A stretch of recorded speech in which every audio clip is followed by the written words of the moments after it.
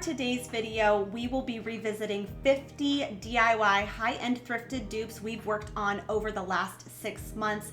I've included some of my favorites, some of your favorites, and there's also a hidden giveaway in this video. With that being said, let's go ahead and get started.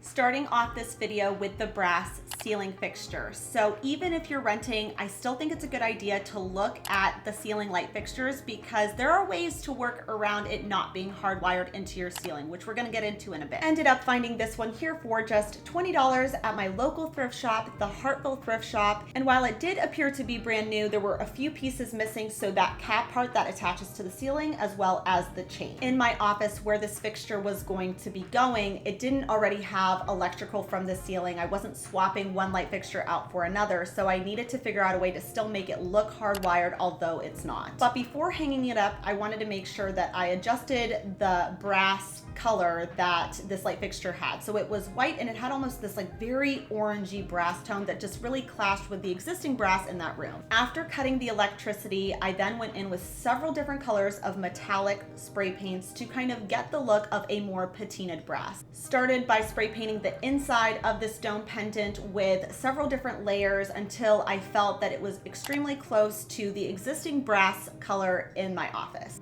I ordered a cap and chain off of Amazon that was very affordable. Again, making sure to match that same color tone. I ordered it in a green bronze color. I screwed the cap into the ceiling and connected the chain to the pendant light. And again, for the lighting, I personally, if I can see the light bulb, I want it to look as much like a light bulb. So I just placed that inside of our dome pendant, and this was the end result. I think this is a really great way to make something look hardwired. Even if you're renting, you can still change up your light fixtures on a budget.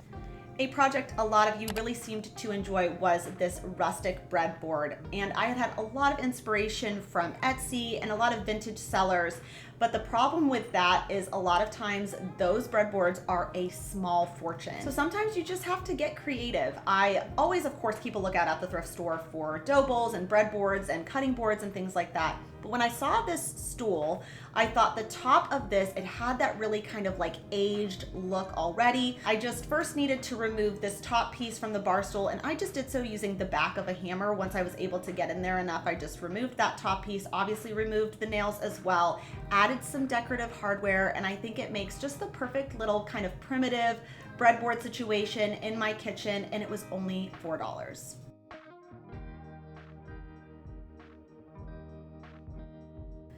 Moving along now into a textile project. You guys really seemed to love the faux fur ball pillow that I made, and it was inspired by all of the faux fur pieces that you'll see at the Studio McGee line through Target, as well as on the McGee & Co website. I grabbed this faux fur fabric for just $5, again, at the Hartville Thrift Shop, and I just ended up repurposing the insert from this pumpkin pillow that I made for the fall months, starting out taking a needle and white thread and just tying a knot at the end there. After measuring and cutting the fabric down to the appropriate size, I just started at the bottom doing a running stitch. And basically, in order to do a running stitch means that you're going to weave your needle and thread in and out of the fabric until you reach the end of the fabric, and then you're gonna pull on both sides so it kind of cinches it here. Then tying that in a knot and sewing the ends together, it's time to work on kind of what will be the back side. So I decided to turn the fabric inside out so that way it would look as seamless as possible. And I sewed up about maybe 3/4 of the way so that way I would still be able to place the insert inside before kind of closing it off. Folded the excess kind of onto itself, and then again do another running stitch and pull really tight and sew the ends together. This was the end result. This ultimately cost me under $5 because I have so much of this fabric left over, and I think it looks really similar to our inspiration. For the next project was to make that reclaimed wood shelf in my entryway. I desperately wanted to have a table in this area that felt very antique and vintage, so I kept my eyes out for a long time at the thrift store, and I never really came across anything that was the right size or style that I was really looking for. And on the McGee & Co website, even if it was the right size, it was incredibly expensive, thousands of dollars for vintage and antique furniture. So I decided to start going on a pretty regular basis to an antique mall near my house. And while I didn't find a table, I found these antique drawers, and I loved all of the weathering and the wear and tear to them. It's things like that that just add a lot of personalization and character to your space. So I ended up buying both of them. They were $30 a piece. So I'm only going to use one for this project. To attach them to the wall, I grabbed a pack of these D-rings, and I'm going to apply these to the back of the top of this now wooden makeshift shelf. Grabbing my frog tape, I'm just going to lay it across the back where I put the D-rings, and then making some marks with my pencil, so then that way I can apply that tape to the wall so I know exactly where it needs to sit. With the screws in place, I just then hooked the shelf onto those screws. And this is how our old drawer turned into makeshift wall shelf turned out. I think that this just adds so much soul and character to my entryway. It's one of the first things you see, and best of all, it was only $30. A pattern that I think is both trendy and timeless right now is a checker print pattern, and McGee & Co. and Studio McGee by Threshold have done several different variations of a checker print. Sometimes it's a little bit more tonal, sometimes it's a little bit more high contrast, but this is definitely something, as I said, a timeless pattern. So timeless that Studio McGee even did an entire blog post about checker printed floors and how it really is a timeless option. But of course, not all of us are ready to kind of rip up our floors, but we can still incorporate this look on a smaller scale. So I found this marble chessboard. None of the pieces were included, but this was just $8, which I thought was a pretty fair price point. The only thing I really wanted to do to this was add some handles just to make it feel more like a tray versus just a chessboard. The thrift store that you really want to go to if you're in the middle of like major home improvement projects, like changing hardware, adding different countertops, changing out a vanity. In my experience, the Habitat for Humanity Restore is the best for like those kind of home improvement projects. Over time, I've collected several different types of hardware that I kind of keep in a bin, and I just pulled 2 of those out of there that were skinny enough that they could just sit right outside of the actual chessboard, and I just attached these with E6000. So if you know marble, this is obviously a very heavy board. I would never pick this board up using these handles because even with E6000, they would probably fall off. But for decorative purposes, I think this looks very chic, very timeless. And again, it was done so for just about the $10 price point. The next project I wanted to revisit was how to make your own faux tree. These, even at affordable stores like Target and Home Goods, are usually at least going to be $100. I ended up finding this tree in the Goodwill bins, and I didn't really care for the leaves, and I didn't really care for its base, but it gave me the structure. The first thing I needed to do was just remove all of these existing leaves. They weren't terrible, but I think we could definitely do a little better. And then of course, just kind of reassembling and shaping the tree. So while I don't necessarily recommend buying a tree at Home Goods, I do recommend their planters because they're usually really affordable. Taking an old crock that I had, flipping it upside down just to give the tree a little bit more height, and then grabbing some moss, I'm just going to place that on top. After pressing that down, I needed to figure out what sort of tree I wanted to make this. So I ended up finding these florals that I thought would be really perfect. I believe these are seeded eucalyptus, and we got them either at Hobby Lobby or Michael's. And I basically just removed little clusters from these stems and then applied them to the tree until the tree was totally filled in. What's nice about doing a project like this is I can kind of switch this up as I need. I have an idea for this tree actually for the fall months. So I think that that's just a nice way. You have your basic structure done and you can just switch up the leaves should you need to. Next, I want to talk about the bathroom vanities. So all of the inspirations that I love have this kind of reeded or fluted quality, and the current vanity that was in there was just very outdated, very builder grade, and I thought we could definitely give it a little makeover. The first thing I really wanted to deal with was the sink. So initially I was going to just caulk the seam here, but what I've realized is a lot of the inspirations that I have don't actually have this piece, and it just makes it look, I think, a little bit more dated. So now we're gonna go ahead and tape this off, and then the wall around here. We'll add drop cloths and do all the things. After doing a bit of research, I landed on just spray painting it. And I was very skeptical of this idea, but I thought I really don't have much to lose. I'll be out $9 if it doesn't work, if it starts peeling. So I thought it was worth a try. I know it says interior use, but just make sure you're turning on your fans, wearing a mask, opening windows, doing all that you can to be safe. I gave 3 coats of the white appliance epoxy, waiting about 15 minutes in between each coat, and I let that fully dry. And then for the handle and the drain, I then now needed to tape off the sink, and first went in with a self-etching primer. It bonds to metal. It's supposed to prevent scratching and things like that. And then once that dried, I went in with the high performance enamel in matte black. I did that combination to a lot of the finishes in this bathroom, and so far everything has held up great.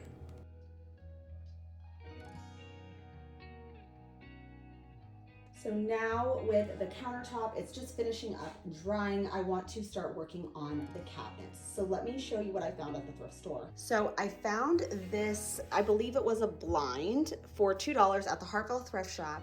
And my initial plan was to put it in here like this, going long ways.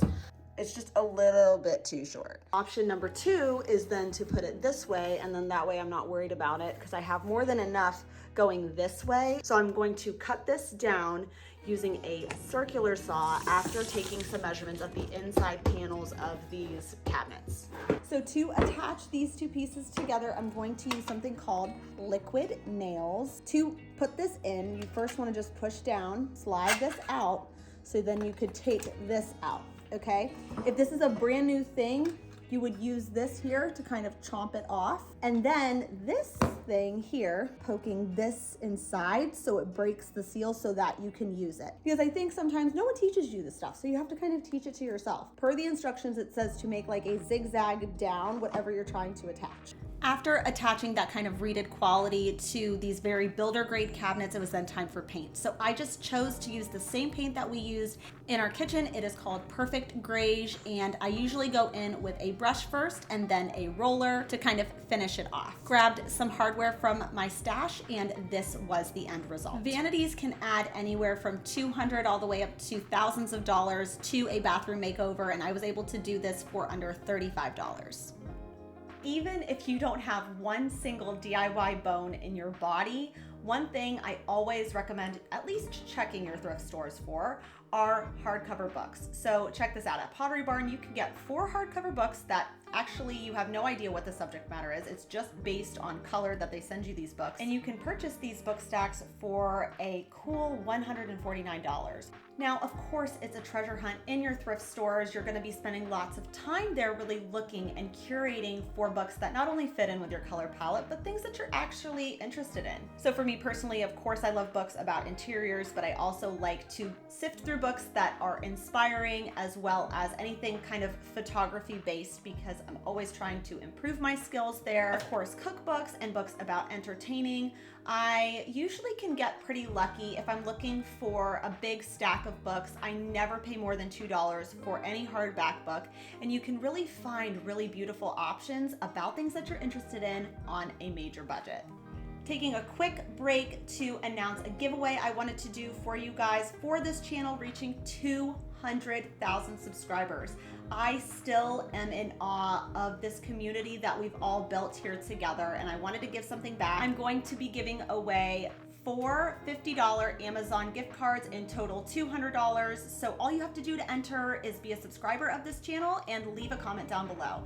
I'll be announcing the winner in next week's video, so be sure to stop back for that to see if you've won. With all that being said, let's go ahead and get back into the DIY projects.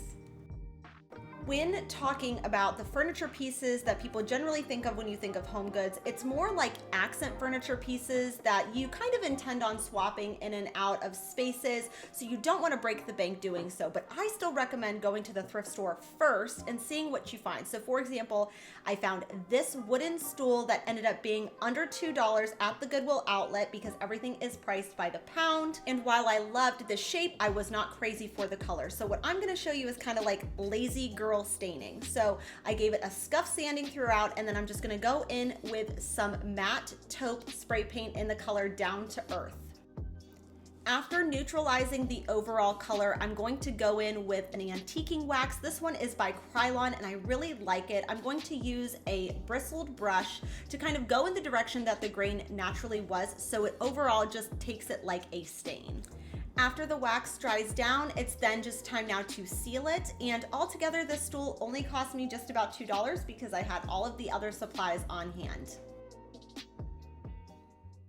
A decor item I generally like to have in any entryway are some sort of candles because they just add a lot of ambience and coziness to your space, and that's of course what we want to feel when we walk into our spaces. So at the Hartville thrift shop, I found these really beautiful candle holders that complement the spindles on my stair rail perfectly because they have that twist detail. They did have quite a bit of glitter on them, so I just had to clean them really well, and sometimes that's all it is. It just needs a good clean. Placed some candles in here, and I think it's the perfect addition to this entryway styling. To light the candles, I love this piece from McGee & Co, but it is $48, and I never thought I would find anything even similar to this at the thrift store, so I did contemplate buying it, but I'm glad I didn't because I found this. To light those candles that we end up putting on these, I'm going to make this into a match striker. So my plan is to just take a few of these, I'll put them in here, but then cut a section of this off and just attach it to the bottom. I think it's just a nice way to display your matches or your lighter or whatever, but it was super affordable and it doesn't take up very much space. So for just $4, I was able to add a means to lighting these candles, and it adds another material, another texture, and it looks super high-end on a budget. Next up, let's talk about some decorative vase ideas inspired by things I had seen at Pottery Barn. They definitely have a theme going on there, lots of old world kind of vibes. And at the Hartville thrift shop, I came across this large scale textured vase for just $5 that was originally from Kirkland's. After giving it a good clean, I realized it was actually made of metal. So if I were to go in just with some chalk style spray paint, it would scratch pretty much immediately. So I like to go in with a self-etching primer first to kind of create a barrier between the metal and then the chalk paint, giving about 2 light coats, waiting about 15 minutes in between each coat before then going in with antiquing wax. Dabbing this antiquing wax on gives it that kind of antique or aged effect. You could also use gel stain here if you don't have antiquing wax or even dirt from outside. Now taking a clean paper towel and just wiping off the excess so you can really see all of that variation in texture. Because I had all of the other supplies on hand, this essentially really did only cost me $5, and I think I'm really able to achieve that high-end look on a budget. Another staple decorative vase or ceramic option that Pottery Barn carries are, of course, white pitchers. White glazed pitchers are perfect for spring decorating because, of course, you could fill them with florals, but you could also use them as serveware. So I ended up finding this one for just $2, again, at the Hartville thrift shop. It had that kind of beaded quality, just like the Pottery Barn one had, but was a fraction of the overall cost.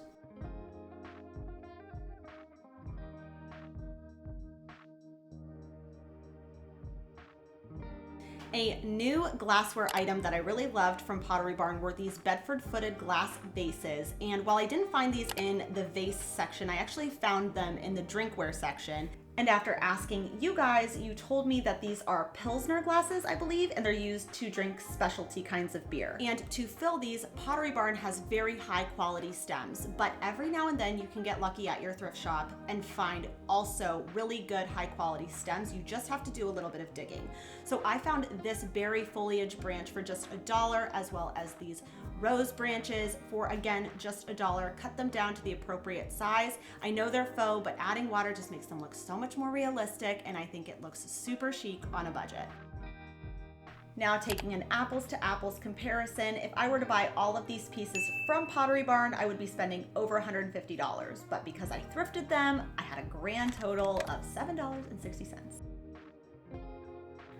When it comes to Anthropologie, it's super important if you have Anthropologie style to really incorporate a lot of natural materials. I ended up finding this driftwood piece at the Hartville thrift shop for just $4, and I wanted to turn it into a candle holder. So starting in the middle, I drilled one hole and then I made sure to equally distance the holes, kind of working my way out, if that makes sense. Now, initially I was just going to do this as more of like a tablescape situation, but then I decided I wanted to put something up on the ceiling, and obviously this was before we did the brass fixture, so I had added these screw eyes and some twine, some greenery, and it looked so pretty over the winter months and holiday season.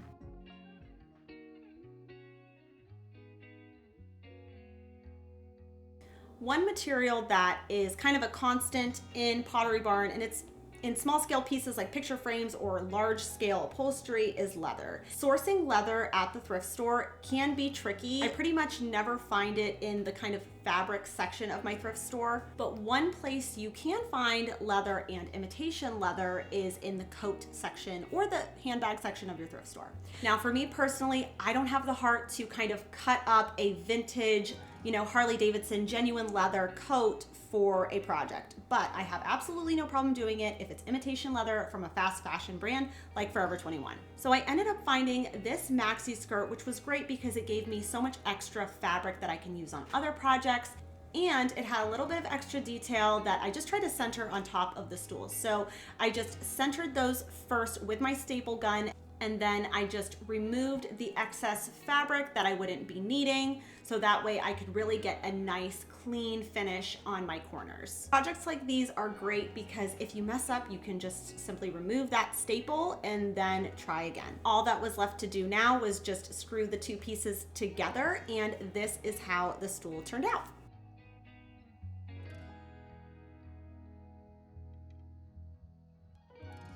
An area that you can really save a ton of money by shopping secondhand is to shop your lighting at the thrift stores, because even at affordable home decor stores like Target, you're going to be spending at least $40, $50, $60 on just a basic table lamp. Most recently at the Hartville thrift shop, I found this really beautiful tinted kind of pleated table lamp base. So I did need to find a shade, but luckily I had this one in my stash from something that I previously found at the Goodwill bins. Just combine the two pieces together. It's not a perfect match, but given the fact that this lamp in total only cost me $5, I think it looks pretty good on a budget. Contrary to table lighting, it's a lot less risky to buy a table lamp because you can kind of test it in the store, versus ceiling lighting. You don't necessarily know if it's going to work or not. So I think for me, it just depends on the going in price. So this pendant light was just $3. I initially wanted to buy this like transition kit on Amazon and use a kind of drop pendant over this recessed lighting, but it was just too small for that space. So rather than be out $3, I was trying to rack my brain, what else could I do with this? So I decided that I wanted to make a little Martini side table using this drop pendant light. These little modern sculptural Martini side tables can be oftentimes kind of expensive, even at affordable stores like Target and HomeGoods. So I decided that the first thing I wanted to do, I didn't want to remove the electricity completely should I want to use this in a different capacity later, but I did need to cut it down so that way I could place this anchor inside, so then that way I could take this old kind of marble base that I had from a paper towel holder and screw those two pieces together. And that is only to give me more surface area to connect a new top. HomeGoods was having a clearance event, so I was able to find a lot of these little wood risers and cake stands for just $4 a piece. I used E6000 for this project because I wanted it to be very sturdy. I also painted this wood top black just to make it feel a little bit more uniform. This table cost me under $10 and I think looks really chic, really modern on a budget. For the next thrifted dupe, one thing that you'll see quite often in high-end home decor is this really nice mix between rustic pieces and modern pieces. So when I found this Ikea island, I felt like it was really modern in its shape actually, but it didn't have the color tone that I really needed for my specific space. My floors just tend to lean a little bit more of like a grayish, like a brown and gray undertone. Before doing our paint stain technique, I first just needed to reassemble this rollaway island because it was a little bit wobbly for my liking. I have two small kids and I of course just want to make sure that everyone is safe. Before going in with any paint or stain, I just first wanted to sand down that top section there. And this is basically like the best and biggest shortcut I can recommend to anybody who's trying to kind of bring maybe an outdated wood tone into today. So I did this exact same thing to my stair rail. It's held up wonderfully and it saved us a ton of money. And all you need is a can of dark taupe spray paint. I do like to give a light coat just so that way you can still see the actual grain coming through, just not the color. And then you want to grab just some cheap chip brushes from Lowe's or Home Depot, and you're just going to use some antiquing wax. And that's going to give this kind of like grain-like look without it actually necessarily being the initial grain that that wood had. When you're doing this technique, it's important to kind of make long strokes kind of all at once, so that way it just looks really nice and seamless. And then to switch your brush out often so it doesn't start to get caked on there. I just styled it with some previously thrifted and DIY'd accessories, and I think that this looks so perfect in our kitchen. It's a nice area for like pantry overflow or food storage, but I think it's done so in a really aesthetic way. When it comes to pottery, I think of course you can go the DIY route, but also sometimes like Home Goods, Marshalls, they have really good pieces on their own that don't require any DIY. However, I think you have to kind of take into consideration that you can still find really similar things at the thrift store, or in this case, it was at an antique mall. I found this jug base for just $15. Now, one issue, it did have this grape situation on one side, but if it's going on open shelving and you can't see the back, no one would know the difference, and I think it looks super similar, and it's still a major savings by shopping secondhand.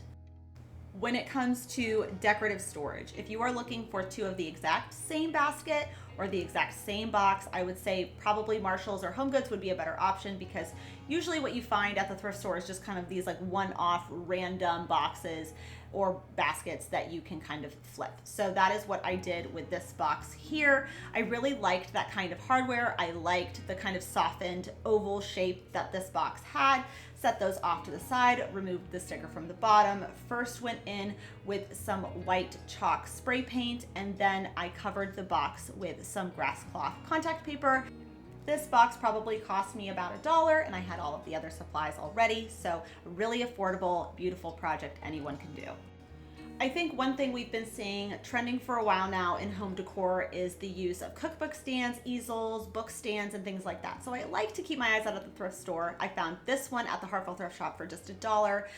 Easels can be used to display really beautiful artwork or cookbooks or whatever it may be, but I personally was needing something that I could put like a little notepad in there, so if I run out of something, I can write it down so I don't forget it the next time I go shopping. I think this is just a really nice way to infuse some vintage flair in my kitchen. Next up is the wall-mounted lantern. I really loved this one from Magnolia, but it was just a little bit out of my budget. So I found this metal cabinet that was originally from Ikea at the Goodwill bins. It was only 49 cents per pound, so a major steal there. I noticed that the film was still attached to the back, so I simply just removed that. And I at first did try a like large scale pillar candle, but that wasn't really the look I was going for. I much prefer a tapered candle because I think it makes it look more modern. I found that huge bag before of copper pipes, found one that fit, and just glued it in the middle there, and this was the end result. When I was redoing my entryway, I really wanted to either place some large artwork or a really large mirror on top of our makeshift little shelf there. But because my entryway is very narrow and I want to make that space feel as big as possible, doing a mirror makes more sense in that space. So I wanted to get the biggest mirror I could fit on top of that shelf. So I ended up finding this one here, and it was just $5. So this is the mirror that we ended up bringing home. I know it looks a little bit rough. As I was checking out, I think the person thought like I was a little bit crazy to buy it, but it was only $5, and I think it just really could benefit from obviously a good cleaning, but then just maybe a coat or two of some paint. I'm going to start off by just taping off this section here, and I'm going to sand it just like a scuff sand to get off. I'm pretty sure this is chocolate. I'm just gonna give it like a good clean scuff sand and then paint.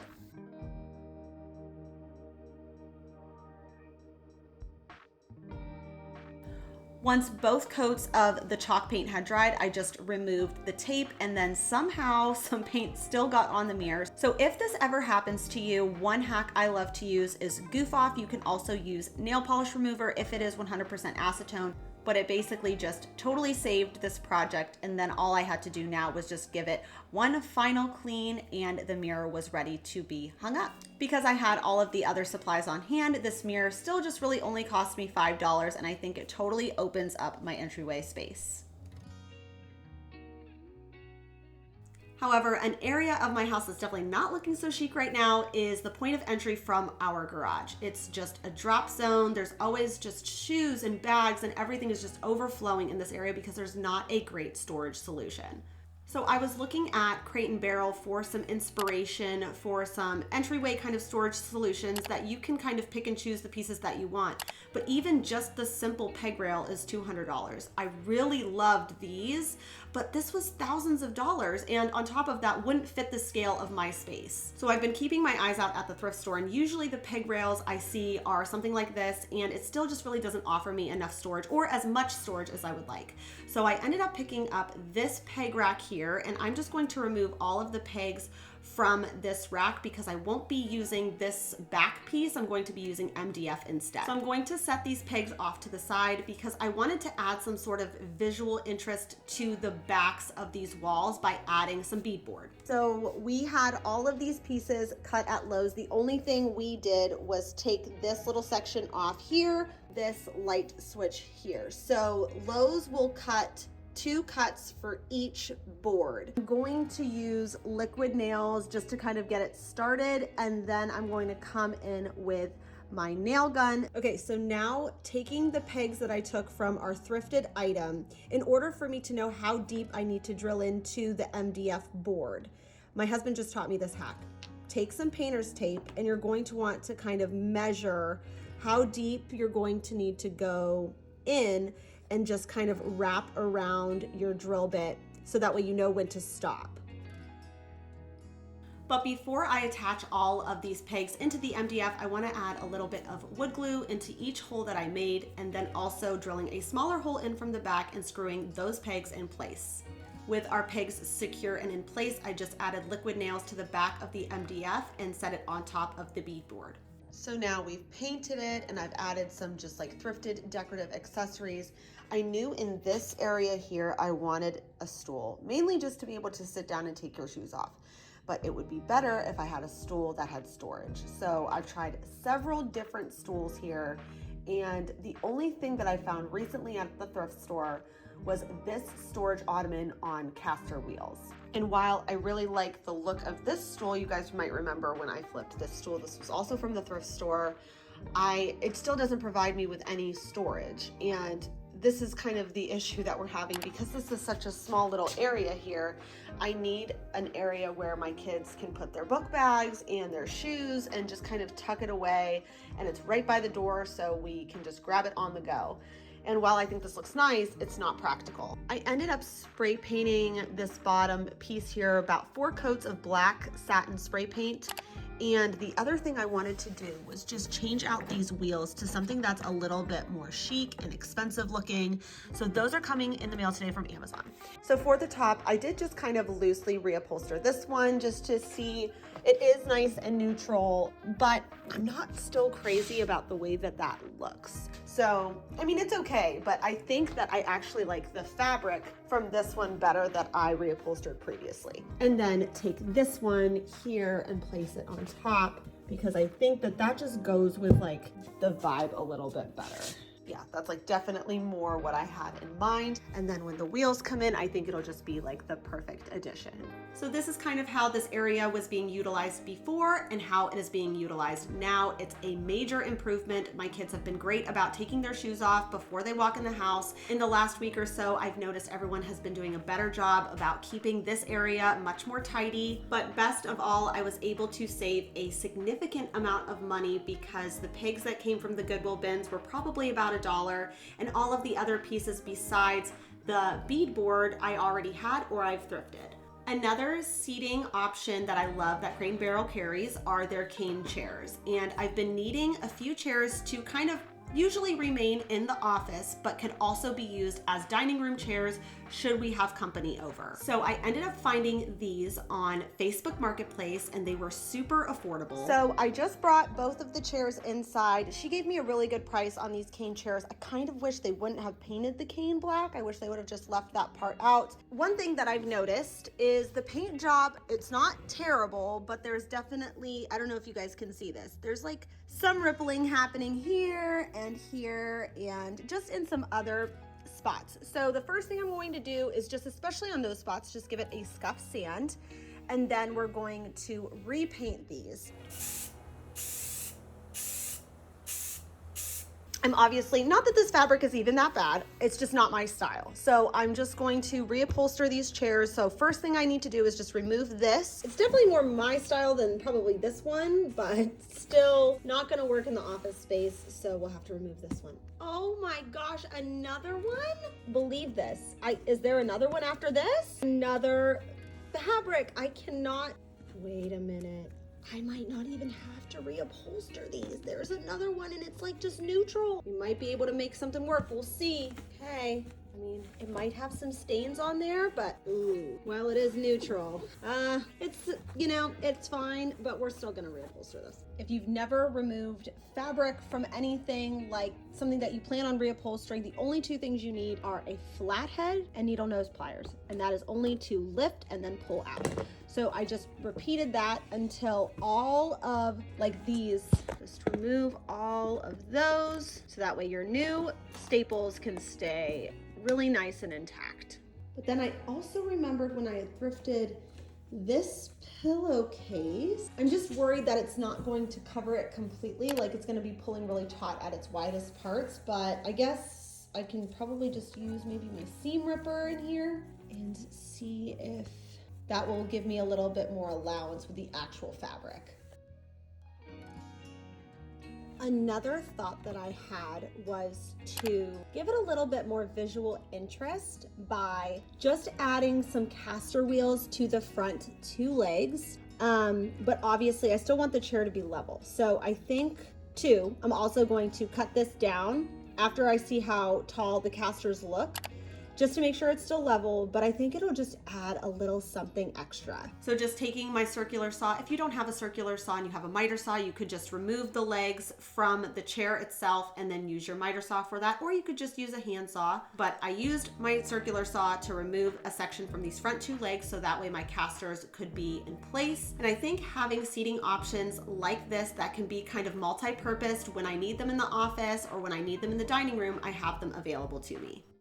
Next up, I want to talk about the decorative accents, especially in a small space. Those decisions can really impact how the overall design looks. One thing I knew I wanted in this bathroom was a rustic stool, and that's definitely a treasure hunt when you go to the thrift store or to the antique store. So I ended up finding this one here that was a milking stool, and I contemplated just using it for like a towel rack. This stool was just $20, and the gentleman who worked at this antique store was so sweet. He knew that I wanted that center part removed. He ended up hammering it out for me, so then that way I could place like a beautiful plant or set my phone down, just another texture to add to this bathroom.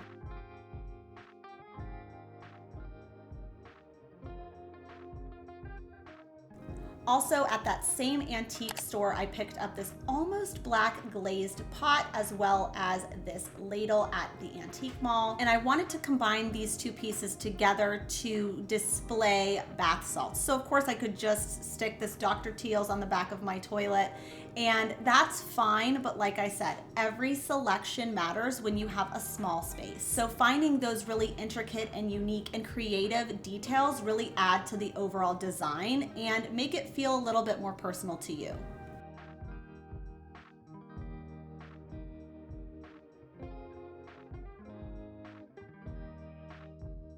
You guys know I love a wall sconce, so I knew I wanted to incorporate some form of a wall sconce in this bathroom, and it would get bonus points for me if I could also use it to hang a towel. So I found this really beautiful calla lily wall sconce that was so unique, and it was only $10. I liked that it had that swoop because then that way I can just place the hand towel in between that swoop, but then have that kind of beautiful ambient lighting in the bathroom.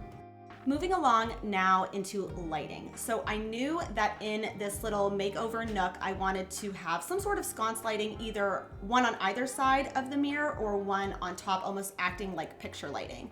But if I found a sconce that I really liked, I was only finding just one of that exact same sconce. So when I came across this picture light for just $4, I thought that was a pretty fair price considering it had all of the pieces, the remote, the back plate, everything was included. I just didn't love the color for this specific space. So taking my frog tape, I'm just going to tape off the section where the light actually shines through. And first I'm gonna go in again, because it's metal, I'm gonna go in with that same self-etching primer just to make sure it doesn't get scratched up whenever I need to pull it down to charge it, and then place it back up top.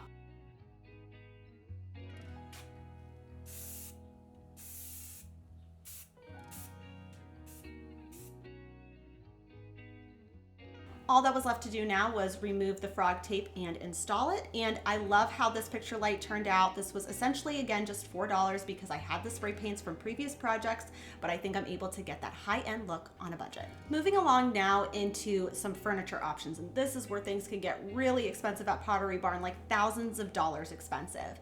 And I've been needing a kind of writing desk or vanity situation. And this is probably the most underutilized closet in our entire house. So I just really needed to go through these things and either donate or relocate these pieces so that way I could place a vanity or writing desk for me to kind of sit down and do some work or also get ready for the day. And I really love these ones from Pottery Barn, but again, just a little over budget for what I need. So I ended up finding this one at the Hartville thrift shop for $46. But when I went to measure it, there was just one little problem. It was just a little bit too big, basically just like 1.5 inches off. So I decided the best thing to do was just to remove the molding from the sides because you wouldn't be able to see that anyway.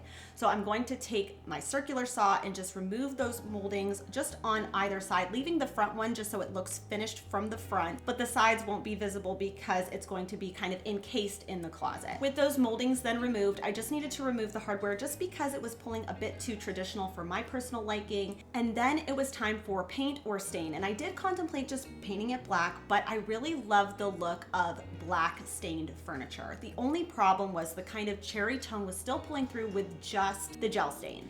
So if this ever happens to you and you're trying to cancel out like a red undertone, you need to then use something that has a green undertone. So you can see on the left here, I went in over the gel stain with antiquing wax and just makes it a bit more neutralized. For the hardware, I needed something that was going to cover up where the old hardware was. So I went with cup pulls, and cup pulls are probably my least favorite handle to install because it can be a little bit tricky. So I like to use chalk so I can gauge where I'm going to need to pre-drill my hole for my screws to be inserted. After sealing the desk and adding our hardware, I then wanted to do some sort of a wall treatment inside of the closet just to make it feel a little bit more upscale. The only problem was there was already like a texture happening that I wasn't crazy about, so I had to sand the whole thing down, and then I wanted to add some Grasscloth wallpaper. I did find this roll at the thrift store, but I knew it wasn't going to be enough to completely cover the closet, so I did order my Grasscloth peel and stick wallpaper as well as this easy hang, which is just going to help it stick to the wall even better. Sometimes peel and stick wallpaper has a tendency to not be as sticky, especially since I had to sand the wall down. I wanted it to just be really sticking to the wall as best as possible. If you've never installed wallpaper, one thing I find helpful is just making sure to start at the top and then work down in a diagonal motion. So as a reminder, this is how this closet was looking before. I ended up removing the door just because I wanted it to feel a bit more opened, but this was so affordable to do. Besides the wallpaper, everything here is thrifted and I think looks so chic on a budget. One decor item that I had been considering buying for a while now was this plant hanger from Magnolia, and I really like that the plant is just kind of suspended there and it's at eye level. But for $120, I thought eventually I would find something at a thrift store that I could maybe come up with something similar. So I ended up finding this piece here. I'm not exactly sure what this is supposed to be used for. It might be a plant hanger as well. I couldn't get past that kind of embellishment at the top, so I used my hacksaw to remove it. And when I was able to bend it off, some of the metal was sticking up, so I just grabbed my pliers and just pushed everything back down. But I needed to figure out a way to give this some height because it was quite short. So I contemplated using a lamp base for this, but I wasn't finding exactly what I was looking for.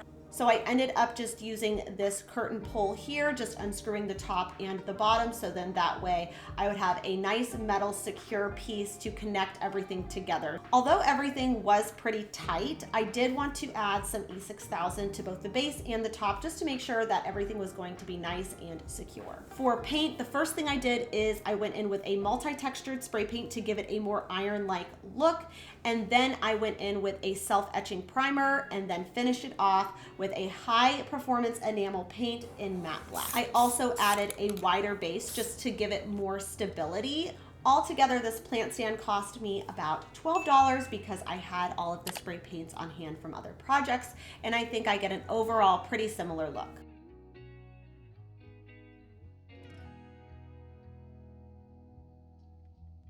An update on the butcher block from Crate & Barrel that I thrifted. So many amazing ideas you guys had, a lot of them related to artwork, which was my initial thought, but then a few of you commented on turning them into corner shelves, and I thought that that was such a great idea. So that is exactly what I did. I ended up only being able to install one at this time, but I definitely want to put the other one up above it. I think that was so clever and definitely a good use of a broken item. One item I pretty much never pass up at any thrift store are wood rounds. So I ended up finding this one for just $3 at the Hartville Thrift Shop, and there are so many different things that you can do with these. You can turn these into bookends, you can turn them into floating shelves, you can even turn them into a rustic stool. I've done a similar project to this in the past using a metal base, but this time I wanted to really lean into that rusticity and make it an all wood project. Taking 4 of these wooden dowels from the Dollar Tree, you could of course go to the hardware store, but then you would have to cut them, and I thought that they were already the perfect height, so this would make this a very easy and straightforward project. A lot of the inspirations I was looking at had the legs just ever so slightly at an angle, not exactly straight up and down. So I just used this wood block that was cut at an angle to serve as my guide so that all of the legs would be just ever so slightly angled out at the exact same angle. For reference, I'm using a 3/4 of an inch drill bit to drill these holes. Also making sure to stop drilling at the same point so that way the legs wouldn't be wobbly and everything was nice and level. Rather than stain, I'm going to use this antiquing wax, and this wax is really forgiving. You usually don't even need to use pre-stain in order to get a really uniform color. So once I get the color applied, I do like to then take a dry paper towel and just wipe off whatever excess is left. After I sanded the top down and applied a watered down mixture on top of the wood round, it was just time now to assemble it. Because this stool is primarily just more decorative and not something that anyone's really going to be sitting down on, I thought that wood glue would be a nice way to attach the legs so that way you wouldn't see any screws in from the top, but it would still be secure enough to display some decorative items. Rustic stools that look similar to these can oftentimes be quite expensive, and I was able to achieve this look for under $10. When it comes to buying planters at the thrift store, I think the thing to keep in mind is find a planter that you love from a high-end store and then kind of go in and just focus on the planter. If you don't like the florals, just remind yourself that you can put whatever you want in there when it becomes yours. But in the meantime, don't pass up on a really great planter because you don't like the florals, because everything can truly be separated and put back together just the way you want. So for me, for example, in this specific situation, I wanted to leave some of the moss should I need to move this to open shelving, and I use Faux. But because it is spring and I was in Cleveland, I decided to stop at Trader Joe's. I grabbed some hydrangeas, and I'm just going to cut out a small section here using a serrated knife and place a glass jar filled with water, so that way I can place those real hydrangeas on my island. A planter like this from Crate & Barrel can cost like upwards around $60. So the fact that this was just $6 gives me the budget to buy real flowers, and it looks so high-end on a budget. Moving right along now into storage baskets. This is always one of those areas in the Studio McGee line through Target that I'm always having a little bit of sticker shock because it just seems a little bit overpriced. So if you're not really one for the thrift store, I would definitely recommend maybe like a Home Goods or Marshalls instead of Target. But for me, you guys know I'm a thrifty girl, so of course I always keep my eyes out at the thrift store for more like really like large baskets, because that's where things can get really expensive. Ended up finding this one for just $5. I thought the color was really nice, the scale, so it was a really nice large basket, and I've been needing one for my bedroom. So one thing that I've seen on McGee & Co. and I believe Pottery Barn is they have these kind of woven baskets on wheels, which I think is perfect for like a laundry situation. I love these wheels from Amazon. They kind of have more of a vintage-like look, which I do like incorporating in my space, but I needed something for them to kind of catch on to. So I cut this piece of wood down from the Dollar Tree with my miter saw, and I'm just going to place them on either side. And on the bottom, I'm going to kind of screw those wood pieces together with these wheels so that way the wheels stay in place. I did have to remove sections of the wicker from the bottom just to make sure the bracket for the wheel would stay nice and intact, and I just repeated that process until all 4 of the wheels were applied. In the future, I'd like to make a insert, like a linen insert for the basket, so that way I can easily grab my laundry and go. But for the meantime, I think this is a great thing to put some extra textiles in here in a beautiful way. Another woven I found recently at the bins was this Pampered Chef woven tray, and the new drop for the summer outdoor line had this really beautiful tiered kind of woven bar cart situation. And some of you might remember when I found this in a Hobby Lobby dupes video, and I just spray painted it and made it look a lot more like the one from Hobby Lobby, but I thought it might be nice to repurpose this for outside. So I'm actually going to move the tray to the bottom part, and I'm going to use the woven tray for the top. Spray painting both the woven tray and the bottom metal tray, and again, a matte black spray paint just to kind of unify everything, and then sealing it. I think this is going to be a nice way to kind of add a more modern touch to our outdoor space.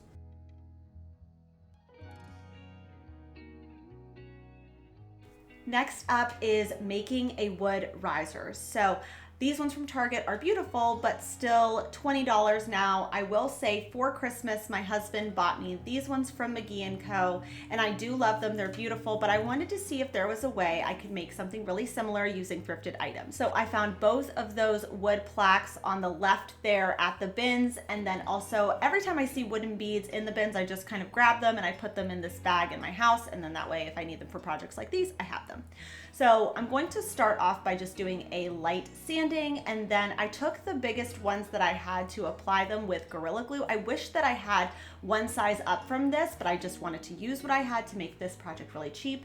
Doing our favorite little wood trick with the dark taupe spray paint and then the stain in order to get a really beautiful kind of staining effect. I believe my husband said that he spent over $50 for both of the trays, and I think to do these, I spent probably about $3. Everyone has kind of, I think, a different threshold for what they feel comfortable with. So for me personally, I will buy from the thrift store if I feel like I can launder it extremely well. So I found this king size blanket, which is very hard to come by actually at the thrift store, and it was just $5 originally from the Target line.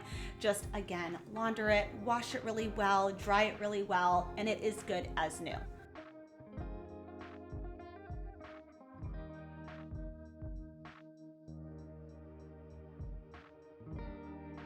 Same deal for me with the pillows. I personally like to add my own inserts because I can't really wash the inside of the pillows, but if I can wash the outside, I have no problem with that. So I'm gonna remove this insert, donate it back to the thrift store. And then with this one specifically, after I washed and dried them, there was a lot of pilling happening. So I just used this electric fabric shaver to kind of remove as much as I could. Pillows like these from McGee & Co. can cost upwards around $100. And I think that I get a really similar look on a budget of just $3 a pillow. Next up, let's talk about some wall decor options. Lots of sketches with Hearth and Hand and Magnolia. And one hack I like to use is if I have a large scale frame and I don't have a large scale picture, because that is oftentimes kind of hard to find even at a thrift store. So one thing I like to do is just take poster board. You can either use it as a mat or you can use it as a backdrop like I'm showing you here. And then that way you can lay your smaller scale artwork in front of it, and it just serves as a more aesthetic thing to look at besides cardboard behind it. So I just measured it, cut it down to size. I'm going to use that sketchbook that I've showed you guys so many times that I picked up from the thrift store for just $1. And I'm going to just kind of do a raw, like a rough edge around 2 of these sketches, and I'm going to secure these down with some washi tape. When it comes to timeless artwork, I always feel like sketches and photographs will just really never go out of style, and you can create these so affordably if you just shop secondhand and do a little bit of it yourself. Next up, I want to talk about wreaths. So even at affordable stores like Target or Home Goods, you're going to be spending $30 to $40 on one wreath. And I think my favorite thrift store for foliage and florals is always going to be the bins, because you can find really great garlands that can be turned into wreaths or vice versa. But then let's say a few months from now, if I have a outdoor party and I want these as some sort of tablescape situation, I break down the wreath, I use them as their original garland, and it's a great way to kind of save money if you're on a budget. Next up is making a checker printed wood board. So I did this for a wood round that I placed on my island, but you could do this essentially with any wood piece that you find at the thrift store. So I found this wood round, it was a couple bucks at the Goodwill, and we're just going to do our own kind of checker print pattern on this. There was a little bit of water damage to the front, so I just decided to give it a good sanding. And then I first needed to decide how I was going to do this with stain. So I went in my stash, I grabbed a couple stains that I already had on hand. I sampled them off to the side to see which combinations I liked the best. Before applying the stain, just with a paper towel, I'm going to apply something called pre-stain, which is going to just make your stain have a nicer, kind of more uniform color. Once the pre-stain dried, I then went in with my gel stain in the color coffee. I prefer gel stain because I think I have a little bit more control than I do when I'm using like an oil-based like liquid stain. I applied that gel stain again with a paper towel, and then taking a dry paper towel, wiping off the excess. I did that on the top and the sides all around. Taking my frog tape, I'm going to start this pattern in the middle, so then that way it will kind of work its way out instead of starting the pattern at the top, let's say, and then the bottom would get kind of wonky if it wasn't perfectly even. I'm going to space them out by just taking a little bit of tape as kind of a guide to make sure that everything was nice and straight. And then I'm going to make a checker print pattern out of the frog tape. Did this layer first, and then on top of the gel stain, I went in with antiquing wax instead of another gel stain.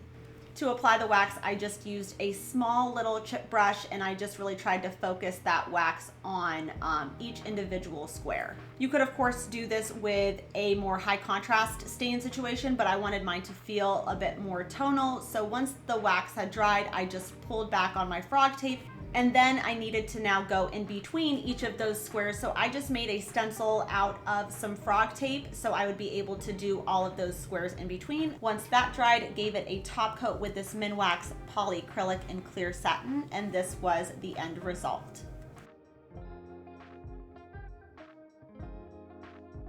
Some of you might remember when I had made these kind of like wall hooks in my kitchen, and I had used them to display different cutting boards and hanging plants.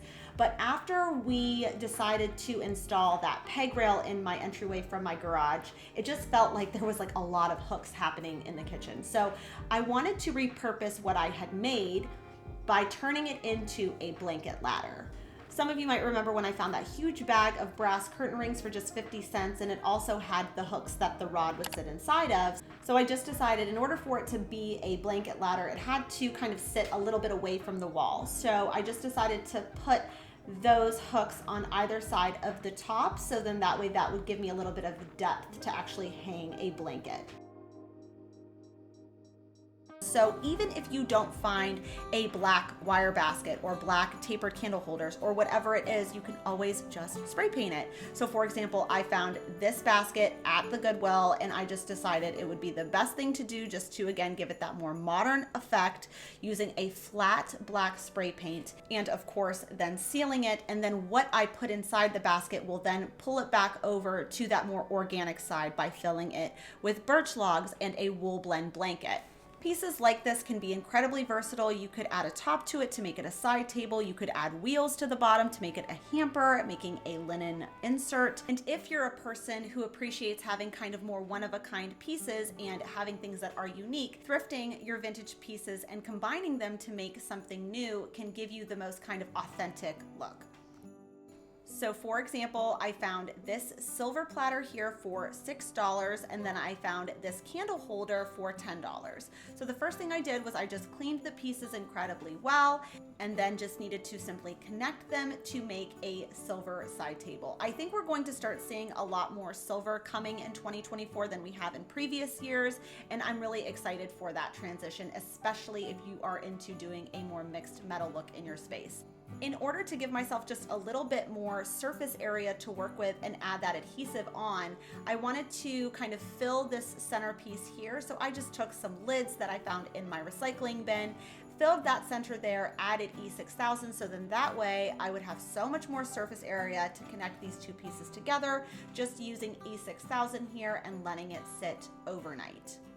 A shape that we've been seeing a lot of over the last year, I would say, is this kind of curved or arch-like shape in furniture pieces. So when I found these woven nesting stools at the Hartville thrift shop for only $8 for all of them, I thought this would be a good project for profit. These tables were in otherwise really good condition, but just could benefit from a little paint job. So I decided that I had so many cans of black spray paint that I decided to first take the smallest one, flip it upside down, and spray the inside completely twice. And then I repeated that same process by flipping it over until all three tables were completely covered in this flat black spray paint. I ended up putting these on Facebook Marketplace for $75, and someone had offered me $60, so I took it, and that basically covered the cost of the tree project overall. So if you ever are at the thrift store and you think you might be able to flip it quickly and make a profit, I always recommend doing so. Moving right along into ceramics. So my best tip is when you're in home goods, look at what you're actually naturally gravitated towards. So then that way when you're at the thrift store, you kind of have a good idea of what you would be purchasing at home goods, but just kind of apply that same mindset to the thrift store.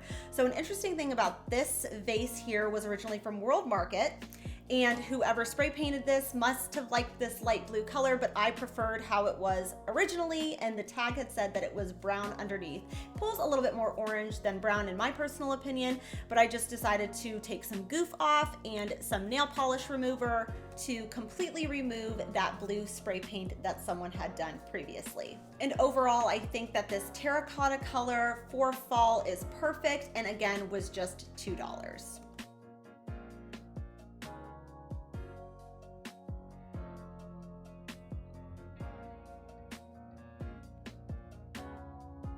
For the next project was to make a set of vertical wall hooks for some winter accessory storage. But I wanted a set of hooks that could hold scarves and lightweight coats and things like that.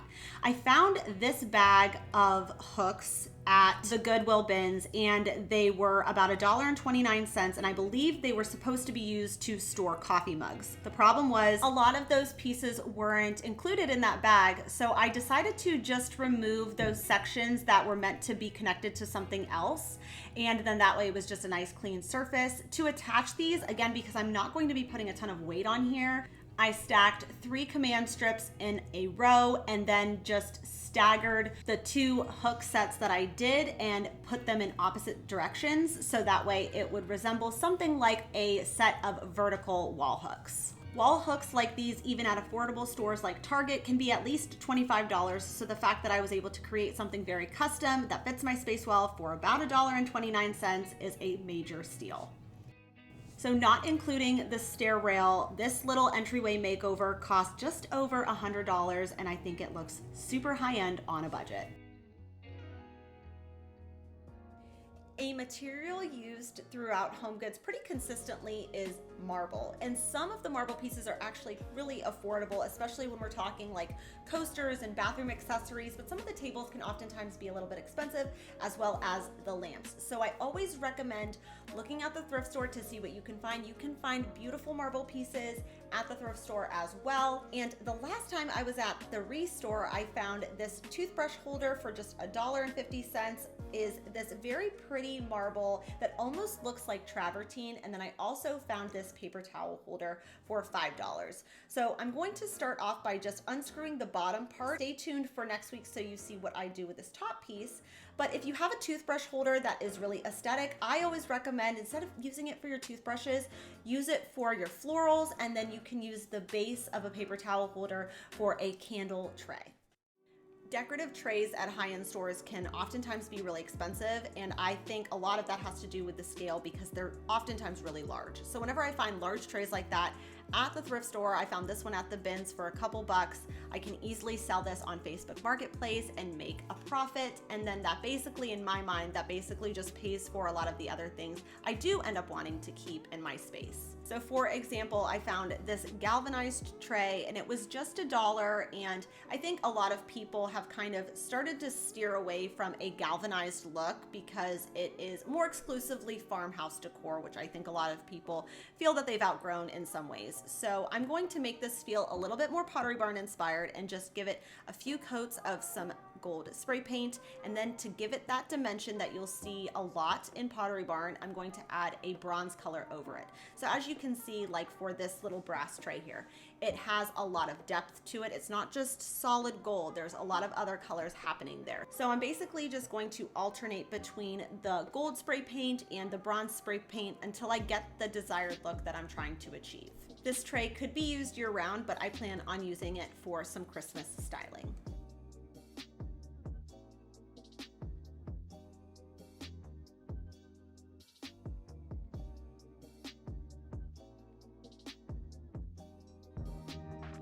And last but not least is to make a disco ball vase. And I made this for the new year, but then I actually have it now in my kids' playrooms. One thing I weirdly come across quite often at the thrift store, at the Goodwill bins, are disco balls. It's probably because people buy them for the new year and then they donate them. But instead of doing that, maybe repurposing them is a better way to make use of it. So I decided to just remove that top section there that would hang from the ceiling, and then remove some of those little mirrored pieces so that way I could apply them to the base. Taking my heat tool, I'll link this down below for you guys. It's really great if you like to make different projects, and it kind of cuts down on a lot of time for things. So you could of course cut more, do like an ice bucket situation for champagne, but I wanted to turn this into a vase. So the trickiest part about this project was finding a base for it that was the right size, that it would just kind of snugly fit inside of. So I ended up finding this one here, and then I just super glue gelled each little mirrored piece around this. I believe this was from an old jar until those were completely dried, and then I just attached these two pieces together. And that really wraps it up for today, you guys. 50 thrifted dupes. I hope you liked the look back on these projects, and don't forget to enter if you're interested in winning one of those $50 gift cards. The 4 winners will be announced in next Sunday's video. So with all that being said, I hope you all have an amazing week, and I will see you guys back here. Bye for now.